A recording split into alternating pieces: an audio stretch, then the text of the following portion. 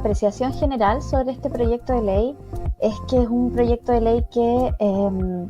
retrocede en términos de lo que se había avanzado con la nueva ley de migraciones en relación a la protección de los derechos humanos de las personas migrantes y también de buscar, ¿no?, una migración ordenada, segura y regular. Y esto por varios motivos, pero si uno tuviese, digamos, que destacar algunas cuestiones,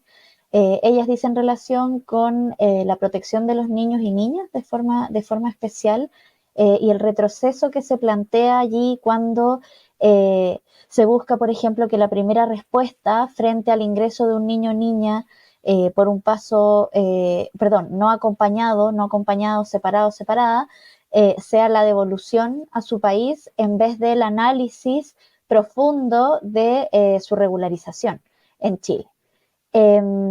También cuando se plantean algunos discursos que nos parecen a nosotras son de tinte xenófobo en el propio proyecto, por ejemplo, cuando se señala la no priorización de niños extranjeros por sobre los niños chilenos en circunstancias en que hoy en día no existe tal priorización. Entonces, ponerlo allí, además de ser redundante, a nuestro juicio alimenta estos discursos xenófobos. Y por cierto, esta idea de volver a transformar en delito el ingreso por paso no habilitado es un retroceso, ¿no? O sea, es precisamente algo muy importante que se cambió del decreto ley 1094 de 1975 a la ley vigente. Entonces da la impresión de que quisiéramos volver a la regulación del año 75 y la verdad es que eso no tiene sentido porque estamos en un contexto nacional y en un contexto regional completamente diferente. La verdad es que yo considero que este proyecto de ley no contiene una perspectiva de género en las cuestiones que pretende regular. Y esto se puede ver, digamos, en varias cuestiones. Lo primero es que si bien hay un artículo en particular que se propone, que habla sobre la importancia, ¿cierto?, de la información brindada a las mujeres víctimas de violencia, lo cierto es que detrás del resto de los cambios normativos que se pretenden, no se visualiza una garantía especial para las mujeres. Particularmente, me estoy centrando primero en el tema de mujeres, ya pensando en el género, aunque sabemos que no abarca el tema mujeres únicamente. Entonces, como primera cuestión diría, pensando en las mujeres, en que las normas propuestas, si bien afectan a la población migrante en general, desde la lupa del género tienen una afectación especial, ¿ya? A las mujeres en particular, esta afectación especial la podemos ver, por ejemplo, en las mismas cuestiones que señalé anteriormente. Cuando nosotros queremos hacer que, o volver a tipificar, digamos, el ingreso por paso no habilitado como un delito, lo que estamos haciendo es criminalizar la migración. Criminalizar una migración que se da en nuestro continente de manera forzada,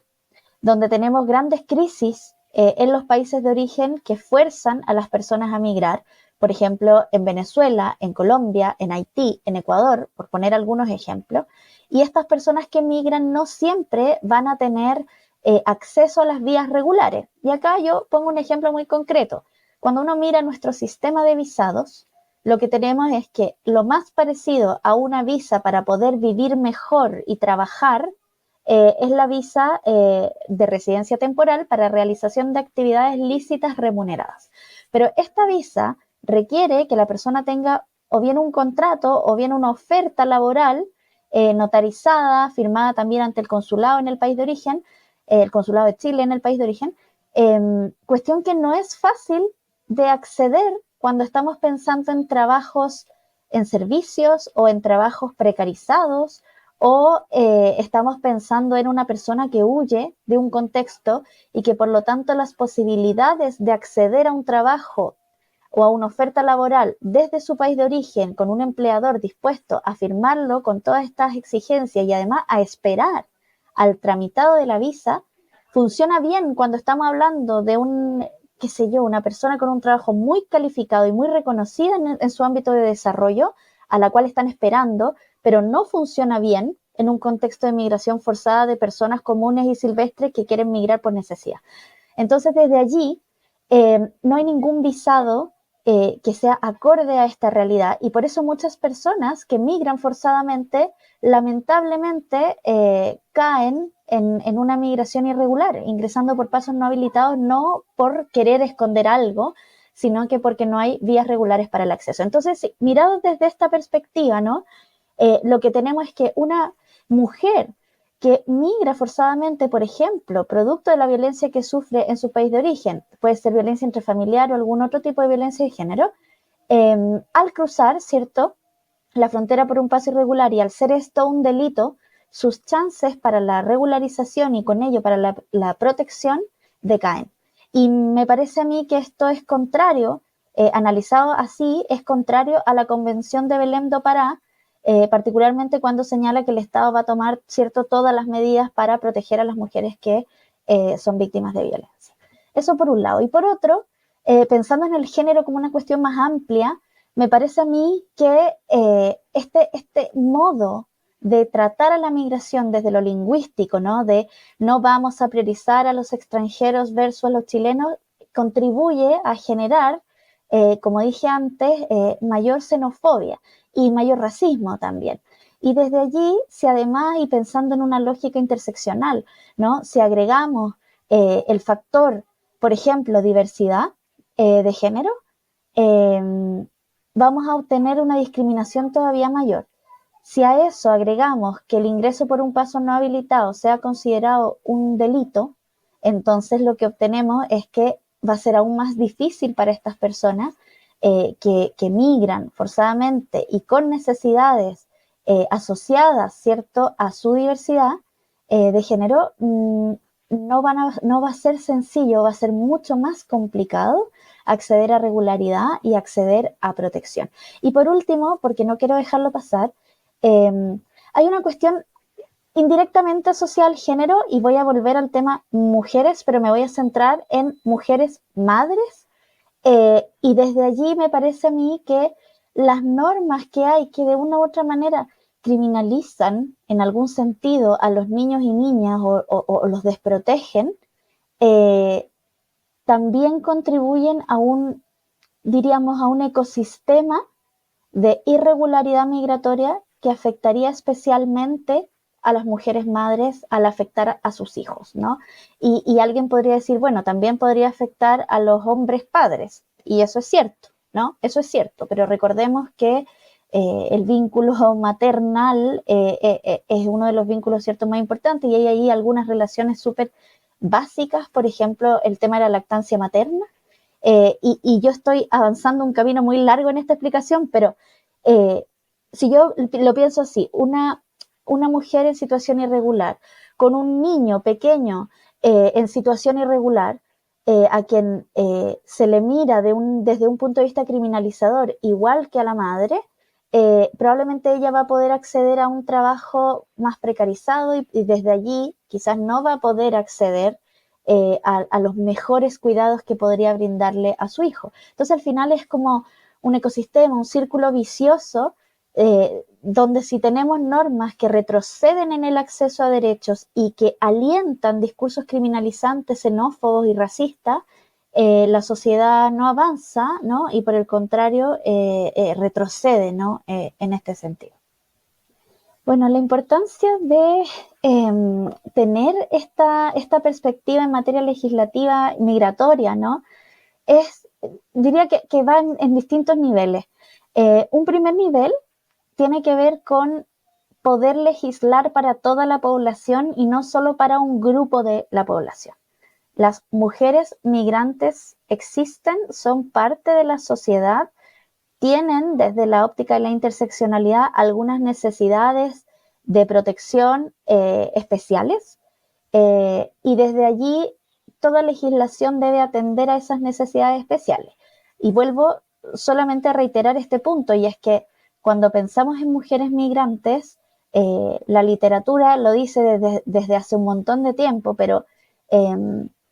pensamos también en trayectos vulneratorios, pensamos en trabajos precarizados y pensamos en violencia sexual, sumado a otras características, como por ejemplo violencia obstétrica y otros tipos de violencia asociadas a la condición migratoria o al hecho de ser extranjera. Y por lo tanto, una legislación que no mire a las mujeres desde esta óptica está dejando fuera a un grupo importante de la población. Ese diría yo que es como un primer nivel desde un punto de vista holístico, si uno quiere, la primera capa, ¿no? Exterior. Si uno profundiza, uno puede ver que para los objetivos tanto humanitarios de protección de derechos humanos como para los objetivos macroeconómicos y de seguridad nacional, eh, tener una visión integradora de la migración, donde se aplique un enfoque de género de forma particular para lograr, por ejemplo, la regularización de las mujeres migrantes, el acceso a sus derechos, la regularización de sus hijos, la reunificación familiar, por ejemplo, lo que provoca, tener una visión integradora, lo que provoca es precisamente saber quiénes son las personas extranjeras que están en Chile, saber dónde están, conocer sus antecedentes penales en caso de que los tuvieran o saber directamente que no los tienen, y poder focalizar las políticas públicas y los recursos económicos. O sea, si yo tengo un lugar donde sé que hay más mujeres extranjeras, por ejemplo, con hijos, yo tengo ahí un foco, igualmente que con las personas nacionales.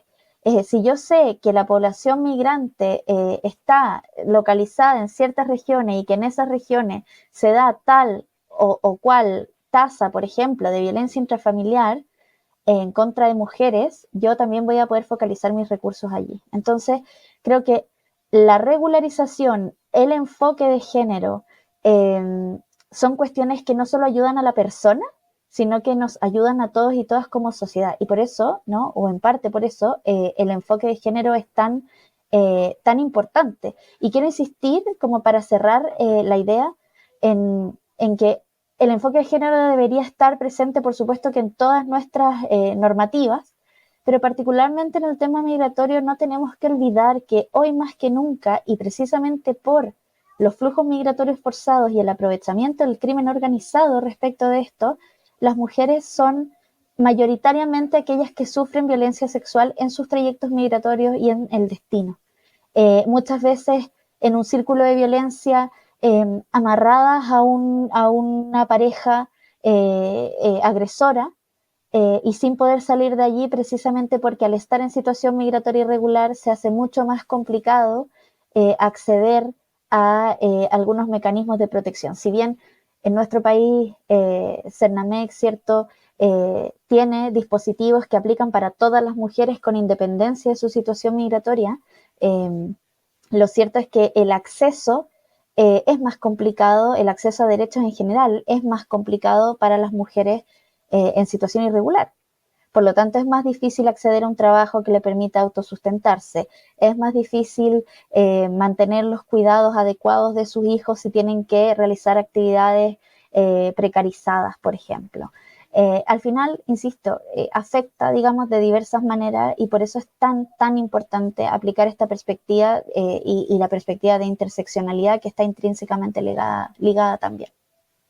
Son varias cosas, la verdad, las que este proyecto tendría que mejorar. Si me preguntan a mí en términos bien honestos, eh, personalmente no me parece que este sea un proyecto de ley necesario de tramitar. Eh, y lo digo responsablemente, digamos, si yo pudiese elegir, eliminaría este proyecto de ley. Me parece que no avanza prácticamente nada y en las pequeñas cosas que avanza también uno podría extraerlas de la normativa vigente a nivel nacional o internacional. Pero bueno, pensando en que este proyecto se está tramitando, yo diría que los tres focos esenciales son, uno, niñez, eh, con todas las implicancias de las cuales ya hemos conversado, y allí hay una propuesta de artículo, ¿no? Que señala que cuando un niño o niña ingrese, ¿cierto? Solo, no acompañado o separado, eh, la autoridad competente velando por el interés superior del niño, que eso lo dice en un artículo posterior, va a determinar las posibilidades de ese niño de volver a su país de origen. Y en su defecto, determinará que se quede en Chile y acceda a la protección que necesita. Y me parece a mí que ya hay un tema lingüístico importante, porque si bien el artículo es positivo en esclarecer quién es la autoridad encargada de la protección de los niños y niñas, señalando que son los tribunales de familia, cuestión que en la actual ley es discutible, si se entiende que son o no los tribunales de familia. Sin embargo, igual uno puede llegar a eso, pero imaginando que es discutible y queremos esclarecerlo, bueno, este proyecto lo esclarece, hasta ahí vamos bien, pero el problema, ¿cierto?, es que posteriormente, cuando pone un orden, una prelación, es donde estamos diciendo, el interés superior del niño no va a ser tan fácil de analizar si la primera respuesta que el Estado debiera dar, según la redacción del artículo, es devolver al niño a su país de origen. Y acá las personas podrán preguntarse legítimamente, bueno, ¿y por qué Chile tiene que recibirlo? Y más bien la pregunta que yo me hago es, ¿por qué no? Si estamos hablando de niños y niñas que han recorrido kilómetros y que si están solos necesitan ser protegidos. Y ya veremos, ¿no? Después de esa protección inicial, después de analizar qué es lo que ese niño necesita hoy, ahora, bueno, y vemos en un plazo cómo ese niño está siendo protegido o no, cómo va ejerciendo sus derechos o no, bueno, luego podremos determinar con él qué será lo mejor, pero inicialmente la respuesta no puede ser devolverlo al lugar desde donde vino, probablemente caminando. Entonces el tema de niños y niñas que se liga también a esto de la supuesta no priorización o priorización de niños nacionales versus niños migrantes en circunstancia de que lo que existe hoy y lo que tiene que seguir existiendo es en orden de prelación quienes estén en una situación de mayor vulnerabilidad. Luego, si ese niño es migrante o no es migrante, bueno, la vulnerabilidad debería ser lo que manda y no la nacionalidad. Entonces, plantearlo así en el proyecto de ley yo creo que es un retroceso importante y es muy poco digno para los niños y niñas y probablemente en algún grado inconstitucional. Y digamos, ese sería un primer foco. El segundo foco, a mi parecer, tiene que ver con el tema del lenguaje, de cómo están planteados los distintos artículos, sobre todo las primeras modificaciones, las que aparecen al inicio del proyecto, y cómo al final estamos alentando un discurso criminalizante y mirándolo desde una perspectiva de género, un discurso criminalizante es como una bola de nieve, porque parte con esta lógica de los migrantes al parecer son personas de las cuales tenemos que alejarnos, es algo a lo que tememos, es algo que tenemos que tener, digamos, bastante lejos de nosotros, y eso repercute especialmente en las mujeres que ya sufren discriminación y que desde una óptica interseccional, probablemente por ser extranjeras, por estar en situación irregular, por el color de su piel, por trabajar, por ser madres, etcétera, etcétera, etcétera, podrían sufrir una discriminación y abusos mayores. Y en tercer lugar, el tema de criminalizar los ingresos por paso no habilitado, además de ser un contrapropósito por la cantidad de recursos y de tiempo que ello conlleva y que precisamente fue una de las razones por las cuales se había eliminado, además de porque los estándares internacionales señalan que la migración irregular no es un delito, pensándolo especialmente desde una perspectiva de género, pareciera ser que criminalizar el ingreso irregular en un contexto de migración forzada, producida muchas veces por motivos asociados al género, donde el género también es una cuestión importante durante el trayecto migratorio. Criminalizarlo en el país de destino significa que esa persona va a seguir sufriendo mayores vulneraciones, en circunstancias en que el análisis debería ser, ok, esta persona está acá, va a seguir estando acá, ¿cómo hacemos para que su estancia acá sea segura para ella y sea segura para todos y todas quienes vivimos en este país? Y la clave de eso es la regularidad y la búsqueda de regularidad, y por lo tanto criminalizar y tipificar como delito el ingreso por paso no habilitado no avanza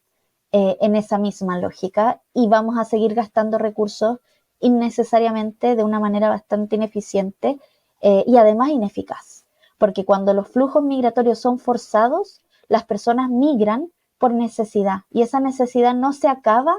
por dar una visión criminalizante de la migración, ni por